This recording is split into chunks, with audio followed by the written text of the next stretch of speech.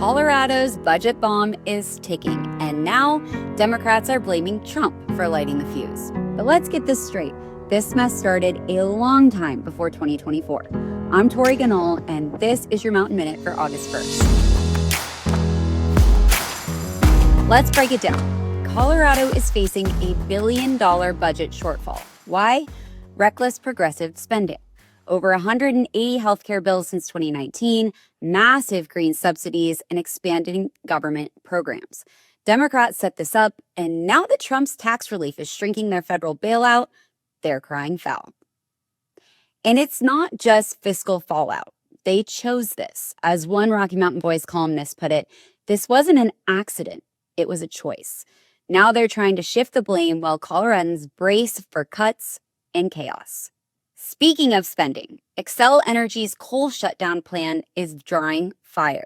The utility wants to replace its Pueblo coal plant with a massive mix of wind, solar, gas, and storage. But Watchdogs say the $14 billion proposal is way too big, driven by AI data centers and electrification demands.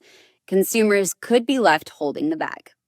Mesa County Sheriff is calling out Attorney General Phil Weiser for targeting a deputy with what he calls a political hit job.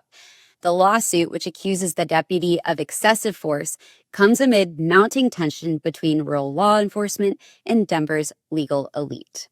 In education, the cost of teaching English learners is exploding, no longer a side budget. Urban districts nationwide are protecting these programs even as deficits balloon. LA is adding staff while cutting everywhere else. And in New York, per pupil costs for English learners top $32,000. That burden is hitting Colorado too.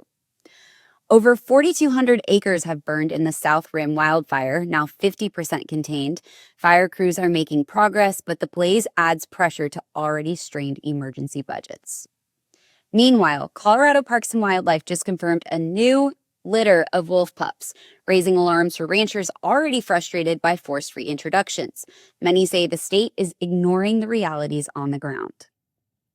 Nationally, Trump is slamming the Fed for holding interest rates steady, calling it a disaster that's costing Americans trillions. He says Powell's decisions are hurting growth and delaying recovery. And finally, summer TDS is spreading fast. Trump Derangement Syndrome is back in the headlines, and Rocky Mountain Voice's satirical columnist wonders if it's time for a booster. Spoiler alert, symptoms include unhinged headlines, faceless lawsuits, and a media in meltdown. For all these stories and more, head to RockyMountainVoice.com. Hope you guys have a great weekend. Stay sharp, stay bold, and stay in the fight.